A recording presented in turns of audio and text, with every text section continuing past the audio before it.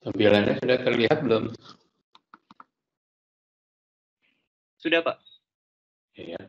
Selamat malam. Ntar saya record dulu ya. Oke, selamat malam. Jadi hari ini kita akan bahas tentang front office management ya. Jadi setelah kemarin kuliah pertama tentang studi kelayakan, kuliah kedua tentang desain dan layout hotel, kita masuk ke front office. Mudah-mudahan kalau ada waktu kita juga sama housekeeping management ya. Tapi kalau nggak berarti hari ini front office saja. Jadi mungkin ada teman-teman di sini yang pernah kerja di front office atau pernah training di front office. Jadi kita akan bahas lebih ke sisi manajemennya ya. Jadi waktu kita udah bikin hotel di studi kelayakan kan kita udah membahas bahwa misalnya kita membangun hotel bintang 4 gitu ya. Lokasi Jakarta Selatan misalnya jumlah kamarnya. Nah biasanya kan kita ngelihat di sana rata-rata bintang 4 kamarnya berapa misalnya daerah Simatupang, Pondok Indah ya. Kayak Mercure mungkin sekitar 180 misalnya. Terus Wisbel sekitar 160, saya lupa dulu berapa ya. Pokoknya kita Aston Simatupang itu sekitar mungkin ya agak banyak kita 200 something lah gitu karena meeting roomnya besar gitu ya. Nah dari situ nanti kan kita temukan kita kategorinya mau bikin hotel bintang 4. Besaran kamarnya dari 100 sampai 200 karena rata-rata di Jakarta Selatan dalam ini Simatupang area dan Pondok Indah banyak meeting-meeting dari government juga banyak daerah situ ya karena ada Kementerian Pertanian, terus banyak juga di Celanda komersial office itu ada mining ya dulu tuh banyak oil company mining, terus beberapa office building daerah situ ada perusahaan Jepang dan sebagainya. Jadi karena waktu itu Sudirman office buildingnya mahal naik, orang pada pindah ke area Simatupang jadi daerah bisnis area gitu ya. Nah, kamu bikin hotelnya tipe ownership-nya apa? Misalnya kamu sebagai single owner gitu ya, kamu bisa bangun hotel. Tapi kalau kamu misalnya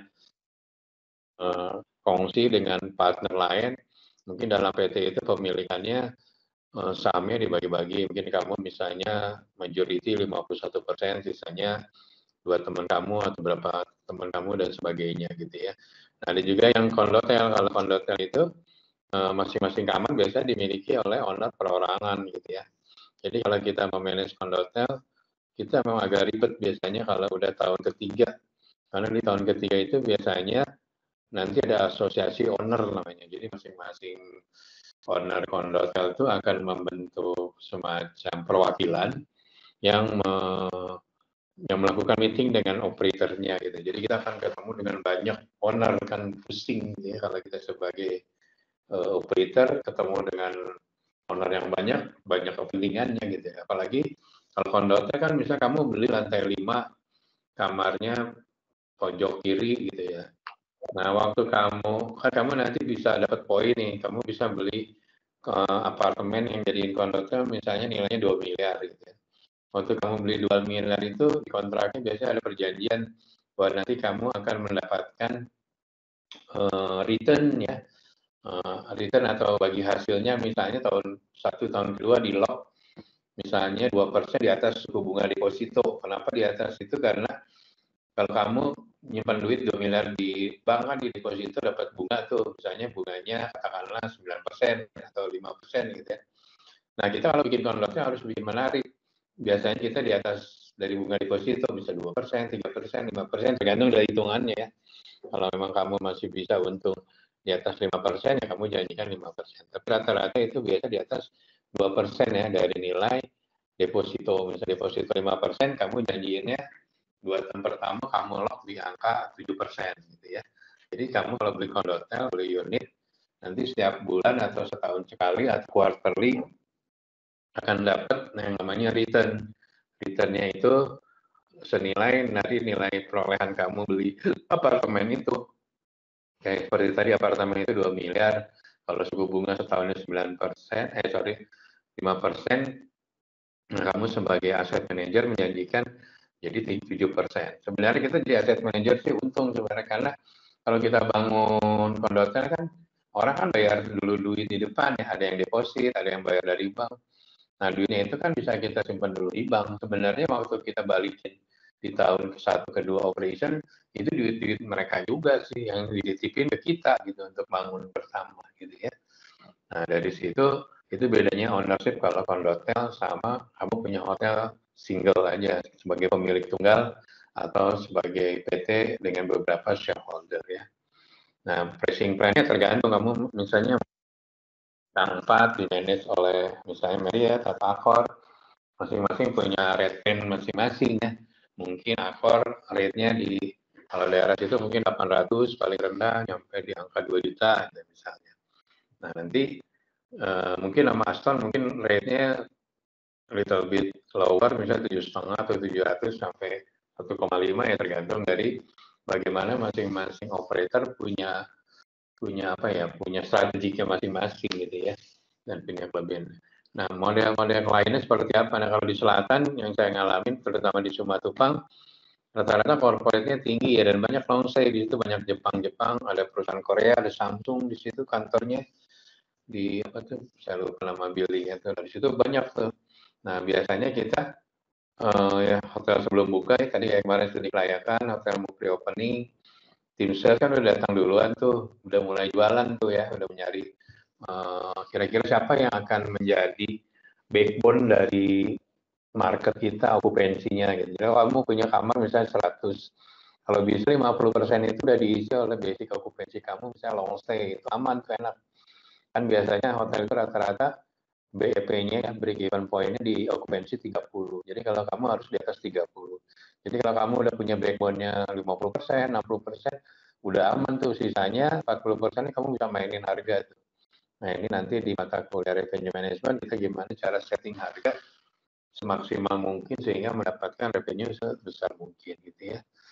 Nah selain offset tadi kan kalau tamunya memang di sana banyak terus corporate asing biasanya banyak juga ekspatriat yang perlu long stay ya. Tapi kadang-kadang juga akan predatornya biasanya ada apartemen atau ada housing yang buat orang-orang asing atau ekspatriatnya di daerah Cilandak, Pondok Indah, Kemang kan banyak banget ya daerah apa namanya perumahan-perumahan yang untuk orang asing. Itu menjadi predatornya dari hotel. Jadi kebanyakan orang long stay akan pindah dari hotel ke apa namanya ke rumah-rumah itu ya, rumah-rumah asing gitu. Ya, silakan sini aja ya. Nah yang terakhir fasilitas yang diberikan kalau kamu bintang 4 ya berarti kan sesuai dengan hotel yang levelnya bintang 4 ya. Yang minimal kan ada satu restorannya, ada meeting room, syukur-syukur ada ballroom. Nah, kalau daerah selatan itu yang saya lihat emang ballroomnya mungkin yang besar hanya saya lihat Mercure gak kecil ya, ada yang gede di situ gitu. Mungkin kalau ada hotel, kalau kamu buka bintang 4 daerah itu, kalau bisa ada ballroom gede, emang ballroomnya kalau nggak salah dia kompetitornya dengan gedung-gedung ya. Kayak di situ ada gedung, kalau nggak salah ISQ ya, ISQ itu punya lantai atasnya, punya ballroom yang disewain buat wedding, buat apa gitu. Tapi kalau punya hotel kan lebih enak, kamarnya di hotel, kitchennya di hotel, meetingnya di hotel, weddingnya di hotel gitu kan, dalam satu area. Tapi kalau di gedung kan mungkin hotelnya ke Mercure harus ke IS, gedung IS itu kan jauh banget gitu kan. Nah, itu jadi plus dan minus gitu ya. Suara saya jelas ya? Suara saya cukup jelas kan ya? Cukup jelas, Pak. Jadi kita cerita soal kategori. Nah, dari lokasi itu kita bedain juga yang ada kalau di Amerika mungkin kalau kamu banyak daerah-daerah kayak suburb area gitu ya, kalau kamu dari satu negara bagian ke negara bagian lain tuh, makanya Holiday Inn itu di Amerika itu dia tumbuh kayak motel gitu, tapi waktu masuk ke Asia, Holiday Inn itu bisa masuk ke bintang 4, malah ada yang kelengkapan yang jadi bintang 5, jadi beda-beda, malah ada yang lucu lagi di China gitu, di China ada satu brand di mana brand itu di Eropanya bintang 2, tapi di China jadi bintang 5, karena yang saya ceritain itu, jadi si ownernya bangun dulu hotel, terus baru jadi operator. Kalau jadi operator dia dapat brand yang sebenarnya kelasnya bintang 2 di negara aslinya di Eropa gitu. Tapi di China-nya dibikin jadi bintang 5. Nah sebenarnya itu kan nggak nyambung kalau memang dia brand gede kan, kalau brand-brand besar kan udah jelas ya kelasnya bintang 4 brandnya ini, kelasnya bintang 5 ini, luxurious ini. Tapi beberapa brand-brand yang lokal Asia biasanya juga bisa bisa dimanipulate lah. Terus selain itu berdasarkan lokasi juga resort ya. Jadi kalau resort karena memang marketnya orang leisure, tapi kayak Bali bisa dua ya, ada MICE-nya juga, ada leisure-nya juga gitu ya. Tapi konsepnya resort, jadi nggak formal mulai dari seragamnya, karyawannya gitu ya. Terus kayak di airport kan beberapa hotel sudah banyak di airport. Seperti saya sampaikan gitu ya, ada aerodrome segala macam. Jadi airport itu kalau mungkin di beberapa negara hotel-hotel di airport ngikutin dari berapa banyak frekuensi penerbangannya ya. Jadi kalau penerbangan sangat tinggi biasanya hotelnya juga ramai di airport. Nah di airport kita juga di Cengkareng cukup ramai ya. Beberapa hotel kayak Swiss Bell, terus ada Accor, ada Ibis di situ tuh rata-rata okupansi bisa year to date bisa sekitar 70-80% ya. Biasanya dia di grup kayak grup-grup umroh atau grup airline ya. Jadi airline yang mau beresiko jauh dari airport karena takut macet dan sebagainya, dia kirim krunya stay-nya di area hotel yang di dekat airport gitu ya. Ada plus dan minus. Nah dulu makanya sekarang Sheraton Bandara dibuka lagi ya. Dulu itu kan hotel di airport modelnya konsepnya hanya hotel, nggak ada resortnya gitu. Nah waktu itu si Sheraton Bandara itu dulu dibikin modelnya kayak resort gitu. Jadi supaya orang-orang yang walaupun kru ataupun tamu yang stranded bisa menikmati hotel layaknya dia lagi leisure gitu ya. Jadi nggak kelihatan kayak hotel di airport gitu. Jadi swimming poolnya gede, lagun gitu ya. Terus ada danau. Jadi dibuat sedemikian rupa kayak hotel di resort lah gitu ya. Nah yang saya lokasi motel, biasanya motel itu yang antara di perjalanan jauh ya. Kayak sekarang Swiss Bell tuh di beberapa rest area dia bikin tuh yang model konsepnya. Jadi kita check-in-nya menggunakan semuanya hampir menggunakan digital, jadi paling ada front desk doang dan sebagainya ya. Nah, yang lagi ngetop juga kemarin semenjak COVID adalah glamping ya, camp. Nah, camp ini juga cukup profitable ya. Saya ada teman saya, dia konsep yang pertama kali buka di Lembang tuh. Dia sewa dari PTPN. PTPN itu perkebunan ya. Dulu perkebunan orang PTPN belum tahu tuh itu tuh menghasilkan uang. Jadi dulu teman saya sewa berapa hektar ya? Sekitar 40 hektar dijadiin glamping. Sewanya cuma sekitar 2 miliar atau 4 miliar gitu loh. Tapi sebenarnya si teman saya yang bikin glamping itu dalam ukuran 2 tahun dia udah balik modal karena jualannya dia bisa premium ya. Sekali kamar tuh jualan 2 jutaan gitu. Modal tenda tapi tendanya udah ada AC, air panas, ada TV dan sebagainya gitu. Tapi lingkungannya dingin gitu karena kaki gunung ya waktu itu di Lembang. Nah, usut akhirnya PTPN tahu ternyata wah dia rugi kalau jual murah. Akhirnya sekarang PTPN dia ngebangun sendiri itu. Nggak pakai operator, malah dia bikin perusahaan kayak manajemen company untuk hotel karena dia rasa dia punya areanya banyak kan di berbagai perkebunan teh yang dekat-dekat gunung kayak di Lembang, di Bogor, di Sarua, di Jawa Tengah, di Jawa Timur. Nah sekarang lagi waktu pertama pas COVID itu sini ya, jadi dia benar-benar booming tuh. Nah ini juga sama kalau glamping itu emang marketnya kebanyakan weekend ya, tapi kalau kita bisa mau akomodir, kita bisa bikin tematik juga meetingnya kayak meeting apa ya, kita orang camping gimana sih meetingnya lebih casual gitu, walaupun corporate meeting tapi meetingnya casual, makanannya lebih tradisional, banyak rebus-rebusan dan sebagainya, dan profitable malah lebih menguntungkan gitu, dan cost dari operationnya nggak mahal-mahal banget gitu kan, nggak kayak apa ya, kalau hotel gede kan perlu genset yang gede, ini kan nggak pakai listrik, pakai token masing-masing aja gitu ya. Air panasnya yang menggunakan apa namanya yang water heater, malah kalau dia bisa dari AC-nya panasnya itu dijadikan jadi air panas, jadi panas menghasilkan air apa udara dingin kan mengeluarkan air panas kan dari AC-nya, itu diolah menjadi hot water itu untuk kamar mandi gitu ya. Nah, dengan teknologi yang canggih dia malah lebih murah secara efisien, secara operationnya, gitu ya. Nah, itu dari sisi location. Selanjutnya dari segi jumlahan kamar. Dulu di Indonesia PHRI yang menentukan star rated atau bintang, klasifikasi bintang ya. Tapi sekarang sudah dilepas ya, bukan PHRI tapi ada lembaga sertifikasi profesi ya. Nah, zaman dulu tuh kaku gitu ya, hotel bintang 5 harus jumlah kamarnya di atas 200 gitu kan. Harus punya 2 restoran minimal, 1 restoran coffee shop, 1 tematik restoran, either Italianis, Middle East atau Chinese, Japanese gitu ya. Terus swimming poolnya harus besar gitu. Nah sekarang lebih ke fungsional. Jadi ada kayak Dharma Wangsa gitu. Dharma Wangsa kamarnya cuma 100, tapi dia bintang 5 karena luasannya satu kamarnya itu kalau nggak salah 80 square meter apa 150 saya lupa ya. Saya dulu di sana. Dia dapat bintang 5 gitu. Jadi walaupun kamar cuma 100, tapi kan fasilitasnya restoran dining, walaupun ada coffee shopnya. Jadi tidak melulu berdasarkan jumlah besar kamar. Jadi sepanjang waktu berubah gitu ya. Jadi tidak melihat dari besaran kamarnya sekarang untuk rating hotel bintang ya. Terus ownership yang lebih tadi, apakah pemiliknya perorangan atau patungan atau perusahaan yang di listing ke public company kayak Borobudur itu sebagian sahamnya milik Angkatan Darat ya sama Tommy Winata, sebagian dilepas ke bursa gitu ya, dan beberapa hotel-hotel lainnya. Yang paling banyak adalah brand-brand luar ya, kayak Intercon dia di listing di kalau nggak salah di England ya, itunya apa stock exchange. Tapi kalau Marriott di New York Stock Exchange, dan itu brand-brand besar biasanya udah public listed company ya, karena untuk menjadi besar kan dia perlu apa ya, perlu jumlah kapitalisasi yang juga cukup besar, jadi sehingga dia menjadi perusahaan terbuka gitu ya. Sorry.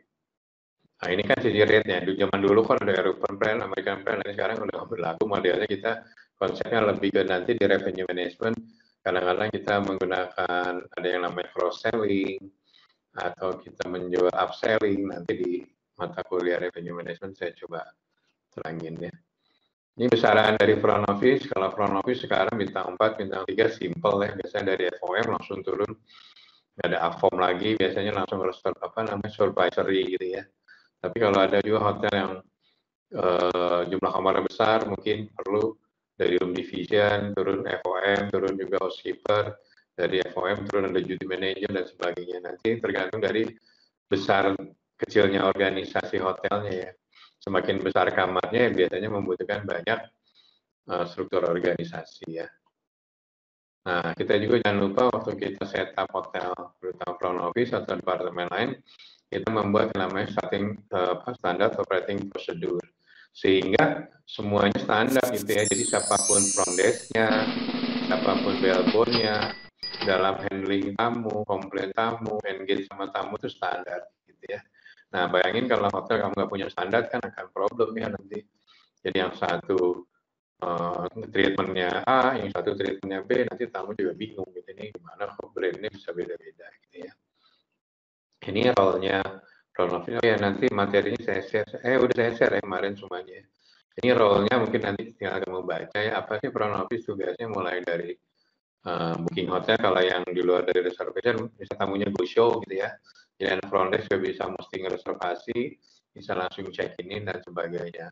Terus kontrol kunci, menjadi juga pusat komunikasi ya. Jadi semua komplain biasanya tamu datangnya ke front office, nanti front office tinggal deliver, bisa ke housekeeping, bisa ke engineering, ke semua departemen yang tergantung permintaan tamunya seperti apa ya. Nanti ini tinggal dibaca aja ya untuk detailnya. Mungkin sebagian juga udah pernah training di front office ya. Nah, dulu reservation under dari front office ya, tapi sekarang beberapa hotel ada yang di bawah sales, ada yang di bawah revenue manager ya. Nah, kalau yang di bawah sales biasanya apa namanya, dia reporting lainnya ke dosem ya. Tapi kalau di bawah revenue ya ke revenue manager ya. Jadi memastikan semua bookingan terdokumentasi sehingga FO akan apa ya, melakukan proses check-in-nya menjadi smooth gitu ya. Datanya lengkap, pola payment-nya seperti apa, stay-nya dari kapan ke kapan, terus payment-nya yang ini siapa yang nanggung, misalnya kamarnya ke company, yang lainnya apa personal account dan sebagainya ya. Nah dari sini juga nanti dasar dari reservation, FO bisa baca Mungkin dia bisa upselling nanti kamarnya ke grade level hotel kamar yang lebih tinggi, atau bisa offering promosi-promosi lainnya, promosi F&B, promosi spa, dan sebagainya ya. Oke, kita lanjut. Nah, guest relation, ada beberapa dulu guest relation under FO ya, tapi ada juga sekarang mungkin under langsung dari GM atau di bawah room division manager, tapi fungsinya sama, dia menjadi semacam apa ya, pintu depannya inilah. Jadi kalau hotel untuk terutama yang grup ya atau tamu-tamu VIP biasanya disiapin mulai dari pre-arrival-nya sampai dia check-in, sampai dia check-out, sampai post dia stay itu seperti apa experience-nya. Nah, ini kerjanya guest relation. Berharap dengan guest relation ini nanti bisa membantu atau membina yang namanya loyalty, ya. Loyalty customer-nya bisa terjaga karena peran dari guest relation ini ya. Dia juga mengkoordinasi dengan tim, misalnya dia sudah ketemu dengan VIP pengen ABCD, dia bisa komunikasikan dengan departemen lainnya. Oke ya, saya lanjut. Nah, dulu dipisah ya, fungsi cashiering sama reservation atau reception, sekarang jadi satu ya. Jadi reception merangkap front office juga, dia bisa front office cashier juga ya. Dipastikan juga ya, di beberapa hotel itu sering banyak terjadi fraud ya. Fraud mulai dari kartu kredit atau juga pembayaran cash, tapi kan sekarang pembayaran cash sudah kurang ya. Nah, cuman masih terjadi fraud biasanya dari kartu kredit ya, masih banyak kejadian-kejadian kartu kredit yang di skimming ya. Di skimming itu misalnya kartunya saya, datanya saya di copy, dipakai oleh dimasukkan oleh kartu kredit kamu orang lain. Nah, waktu dia check-in, kartu kreditnya di swipe oleh mesin edisi tetap lolos gitu. Berarti kan secara security banknya udah lewat gitu ya.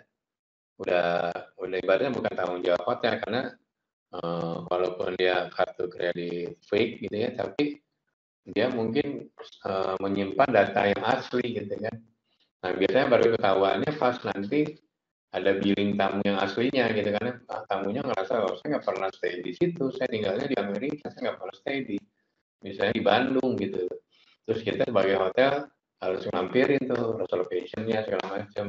Nah, kalau datanya lengkap dan komplit, biasanya kita bisa cas ke bank, terus bank akan cas lagi ke asuransinya ya. Biasanya kalau card center itu ada insurannya gitu untuk hal-hal yang kayak tadi ada fraud ya, banyakkan fraud itu juga bisa di cover insurance. Tapi tergantung, kalau terjadi kesalahan waktu kita proses check-in-nya, reservasinya, si bank bisa nolak. Makanya pastiin step-stepnya mulai dari reservation-nya, waktu check-in-nya, check-out-nya sudah prosedur yang berhubungan dengan terutama dengan financing-nya, dengan banknya, nggak ada sesuatu yang abnormal, semuanya normal sesuai dengan prosedur dari banknya. Nah, itu akan ditanggung oleh si siapa namanya, oleh si merchant atau banknya, dan bank akan klaim ke insuran gitu ya.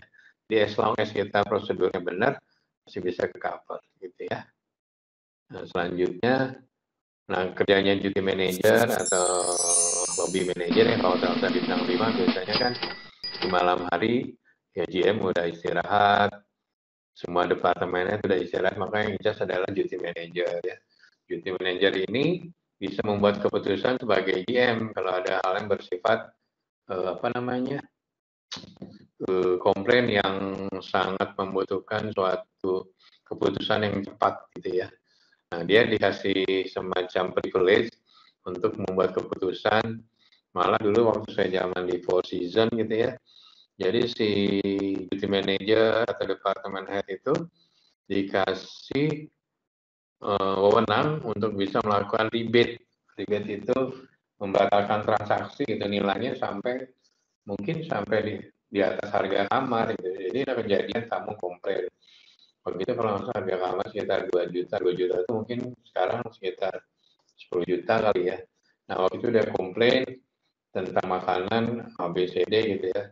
Terus untuk service recovery-nya kita malah kasih wine yang harganya mungkin seharga kamar itu gitu. Nah, segitu besarnya wewenang itu karena memang kan tamu-tamunya mungkin dulu yang di Four Seasons Bali itu rata-rata kan selain selebriti juga memang orang-orang yang kelasnya memang sudah kelas-kelas orang yang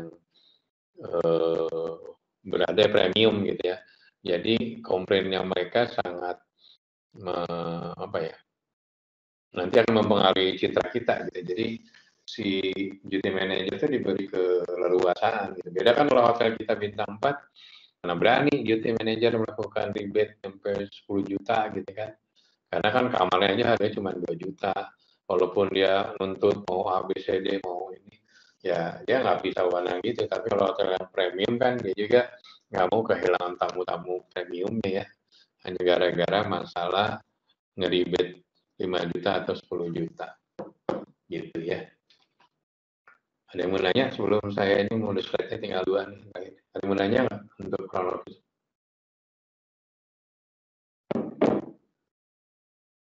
Ada ya. Lanjut. Ya Pak, Ya gimana? misal Pak, ada tamu yang sudah sering menginap di sebuah hotel gitu Pak. Terus pas check out gitu ada komplain, tapi apa langkah yang paling tepat gitu Pak untuk mengembalikan kepercayaan guest ini Pak, yang maksudnya kayak guest yang sudah sangat sering gitu menginap di hotel tersebut. Oke. Nah, biasanya kita tuh ada yang namanya gimana guest service recovery ya. Kita harus memang men-training ke semua level, mulai dari DP sampai bawah gitu dalam menghandle tamu. Menghandle tamu juga ada beberapa tips dan trik gitu ya. Kalau tamu itu memang udah regular kita dan udah kita tahu bahwa tamu itu nggak mencari-cari gitu ya, nggak sneeze gitu dengan nyoba nyari-nyari masalah hotelnya gitu. Memang purely kesalahan kita gitu sebagai hotel yang servisnya nggak bagus gitu ya. Yang pertama memang kita harus mengakui itu dan kita harus melakukan service recovery-nya itu supaya tamu itu kan udah loyal market kita tuh. Gimana caranya supaya dia nggak pindah ke kompetitor gara-gara komplain yang nggak tersolve dengan baik gitu ya. Nah biasanya kalau di brand-brand besar kita udah ada aturannya tuh, misalnya ini tamu misalnya di membernya Marriott Bonvoy lah gitu ya biar gampang. Dia misalnya levelnya titanium gitu ya. Titanium tuh kalau komplain udah ada tuh aturannya. Jadi kita harus ngapalin tuh yang dilakukannya apa aja. Nah tapi kalau kita cerita sebagai hotel standalone gitu ya. Misalnya kamu udah punya tamu reguler, terus tamunya komplain. Nah biasanya kan level berjenjang ya. Misalnya yang ngasih atau yang service recovery mulai dari supervisor. Terus supervisor ternyata tamunya masih nggak puas, naik ke manajer. Nah manajer biasanya ada batasannya juga ya misalnya ini. Nah kalau nyampe tamunya masih, malah ada beberapa hotel yang tamunya menuntut gitu ya secara legal gitu ya. Tapi ada dua kasusnya memang kesengajaan tamu mencari masalah, atau memang kesalahan dari kita sebagai orang hotel gitu ya. Ya kalau case-nya case-nya tertentu dan masing-masing treatment beda-beda ya. Nah biasanya kalau kasus yang sudah melibatkan akhirnya legal action atau akhirnya misalnya tamunya nggak nyaman, dia melakukan class action berupa legal gitu ya, misalnya menuntut gitu ya. Bisa jadi hal yang sederhana saya ceritakan dulu ada satu hotel di Bali, ceritanya tamunya perempuan lagi mandi apa selesai dari keluar dari kamar mandi gitu. Housekeeping itu merasa udah ngetok berulang-ulang dan menyebutkan housekeeping gitu kan. Nah karena tidak ada jawaban, si housekeeping masuk pelan-pelan gitu kan. Ternyata amprokan si tamunya wanita kebetulan baru keluar dari kamar mandi masih pakai handukan gitu. Nah dia merasa nggak nyaman gitu loh. Nah, dia menuntut dan tuntutannya cukup masuk akal gitu. Tuntutannya imaterial itu nggak ada batasnya gitu kan. Biasanya kan kalau kita Kalau hotel yang standar kan misalnya kamu nginep sejutaan gitu ya, minimal kamu rebate lah harga sejutanya, tamunya gratis lah untuk meng-recovery di situ. Tapi ini si tamu menuntut yang terlalu tinggi gitu kan, akhirnya sampai harus level GM turun, sampai korporat turun gitu. Akhirnya dia sempat ngancam gitu bahwa dia akan upload ke sosial media dan sebagainya. Nah, kita sebagai hotel kan ada kepentingan jangan sampai bahwa ini upload itu kan seolah hotel yang salah gitu ya. Kayak kamu pernah kasus lihat yang kemarin kasusnya siapa tuh yang pembawa acara siapa? Mandala ya. Ada satu hotel di Balikpapan yang tamunya si Mandalanya mulai cekot tapi sama anak Evo ini keluarin barang-barang itu udah komplain nuntut segala macam. Kayak gitu memang dibutuhkan suatu keputusan yang clear gitu. Kadang-kadang keputusannya pada saat itu mungkin karena emosi dan apa akhirnya malah panjang gitu ya. Makanya harus dibuat suatu yang pertama sih training emang kudu dibiasain ya. Training itu harus dibiasain. Jadi waktu menghadapi tamu komplain itu pertama kita harus dalam kondisi tenang, tidak nervous, kita mendengarkan keluarnya apa, terus kita sampaikan permasalahannya. Kalau memang masalah bisa di-solve syukur, tapi kalau escalate naik ya kamu harus sampaikan ke GM. GM mungkin nanti yang memutuskan, nanti dia ketemu tamunya langsung. Biasanya sih ujungnya dia pengen ketemu GM, ujung-ujungnya dia merasa lebih direspect ya kalau ketemu GM. Mungkin GM bisa langsung mutusin, bisa di waive, dikasih gratis, itu dia nggak bayar daripada panjang gitu ya. Kalau saya sebagai GM misalnya karena memang udah kesalahannya dari kita. Tapi kadang-kadang ada kesalahan juga memang tamu yang mencari-cari. Nah saya juga harus menjaga juga gitu ya. Jangan sampai kesalahan itu bolanya dipindah ke kita. Dan saya pernah ngalamin sampai panjang gitu urusannya, dia nuntut, waktu itu saya balikin ke insurans, dan tapi ceritain ke insurans ceritanya. Nah, kita ada yang namanya di insurans itu namanya third party liability. Third party liability itu adalah tuntutan pihak ketiga. Misalnya kamu ada tamu kecelakaan di dalam kamar jatuh gitu, terus dia nuntut, biasanya bisa di cover sama insurans itu. Gitu. Tapi kita harus bikin ini apa namanya berita acaranya, bahwa kesalahannya yang pertama kesalahan tidak disengaja ya. Terus yang kedua memang mungkin ada faktor tamunya juga sengaja. Nanti tergantung nanti ini kalau kesengajaannya terbukti tamu, ya asuransinya nggak mau bayar ke tamunya gitu kan. Nah tamunya juga biasanya akan nanti nggak mau panjang kan urusannya, nanti bisa insuransi bisa bawa ke hukum juga gitu. Jadi itu akan berpikir panjang sih biasanya. Gitu. Jadi kurang lebih gitu ya, Andi. Baik Pak, terima kasih. Oke, kalau nggak ada lagi, ini ada tugas ya untuk nambahin nilai hariannya. Nanti tolong di email ke saya, ini emailnya. Ada di itu ya, di mana tuh di PPT-nya, di PowerPoint-nya ya. Jadi nanti dijawab apa menurut Anda role of dari FO, Business Relation, Lobby Manager tadi yang saya sampaikan tadi, tapi dengan bahasa teman-teman sekalian gitu. Jadi bahasanya yang lebih datang dari konsep pikiran sendiri gitu ya. Dan ini di email 1 minggu ya. Jangan lupa nama kelas, nama kampus. Sorry ini bukan SPT, jadi IPT. Kelasnya apa, mata kuliahnya apa. Mata kuliahnya ini pasti ini pengendalian akomodasi ya. Jadi tolong di email ya untuk nambahin nilai tugas-tugasnya. Oke, kalau nggak ada lagi, saya akhiri. Kita ketemu Senin depan dan Jumat di mata kuliah supervisory ya. Oke, thank you and see you next Friday ya. Makasih, Pak. Terima kasih Pak. Terima kasih, Pak. Yuk.